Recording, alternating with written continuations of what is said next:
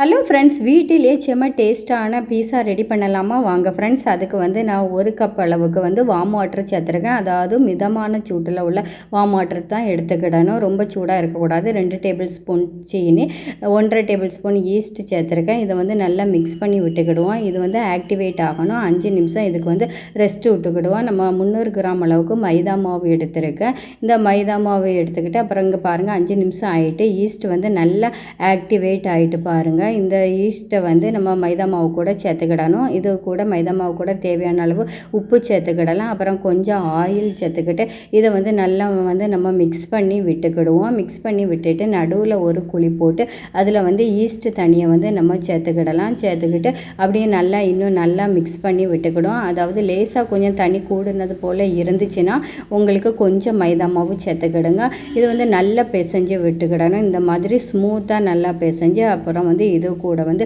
கொஞ்சம் லைட்டாக ஆயில் ஊற்றி வந்து நம்ம வந்து இதை வந்து 1.5 மணி நேரம் வந்து நம்ம வந்து ரெஸ்ட்டு விடணும். அதாவது ரொம்ப ஹீட்டாக உள்ள நேரம் வந்து 1 மணி நேரம் போதும். குளிரான நேரங்களில் வந்து 1.5 மணி நேரம் நம்ம அப்படியே ரெஸ்ட்டு விடணும். இங்கே பாருங்கள், நான் வந்து 1 மணி நேரம் அப்படியே ரெஸ்ட்டு விட்டுருக்கேன். இதுக்கு பிறகு இது வந்து மாவு வந்து நல்லா டபுள் ஆகிட்டு இந்த பீஸா டோ வந்து நம்ம பீஸா பேனில் வந்து சேர்த்துக்கிடலாம். சேர்த்துக்கிட்டு அப்படியே நல்லா விரித்து விட்டுக்கிடணும். ரொம்ப மெல்லிசாகவும் இருக்கக்கூடாது, ரொம்ப தடிமனாகவும் இருக்கக்கூடாது. இந்த சைடு ஓரங்களில் வந்து நம்ம அழுத்தி விட்டுக்கிடணும். அப்புறம் வந்து ஸ்போக் வச்சு இந்த மாதிரி குத்தி குத்தி விட்டுக்கிடணும். நான் வந்து இப்போ பீஸா சாஸ் தான் வீட்டில் ரெடி பண்ண தான் எடுத்திருக்கேன்.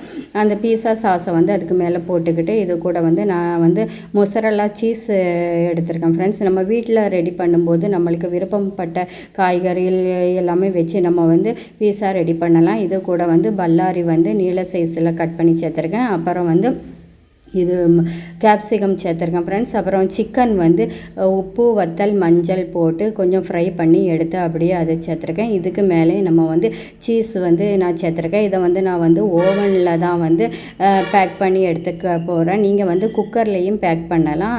ஓவனில் வந்து நான் வந்து 200 டிகிரி செல்சியஸில் வச்சு 10 நிமிஷம் வந்து ஃப்ரீ ஹீட் பண்ணிவிட்டு அப்புறம் 10 நிமிஷம் இதை பேக் பண்ணி எடுத்துக்கிட போகிறேன். நீங்கள் குக்கரில் பண்ணும்போதும் ஒரு 10 நிமிஷம் வந்து ஃப்ரீ ஹீட் பண்ணிவிட்டு ஒரு ஸ்டாண்டு வச்சு பீஸா வந்து நம்ம வந்து அலுமினியம் தட்டில் இல்லாட்டா சில்வர் தட்டில் இதை மாதிரி பீஸா பேனில் வந்து நம்ம ரெடி பண்ணி எடுத்துக்கிடலாம். இங்கே பாருங்கள், பீஸா வந்து 10 நிமிஷத்தில் ரெடி ஆகிட்டு இதை வந்து நம்ம வந்து பீஸ் போட்டுக்கிடலாம். ஃப்ரெண்ட்ஸ், அடுத்து உங்களுக்கு என்ன ரெசிபி வேணும்னு நீங்கள் கமெண்ட் பண்ணுங்கள். ஃப்ரெண்ட்ஸ், என்னோடய வீடியோ பிடிச்சிருந்தா லைக் பண்ணி ஷேர் பண்ணி சப்ஸ்கிரைப் பண்ணுங்கள் ஃப்ரெண்ட்ஸ்.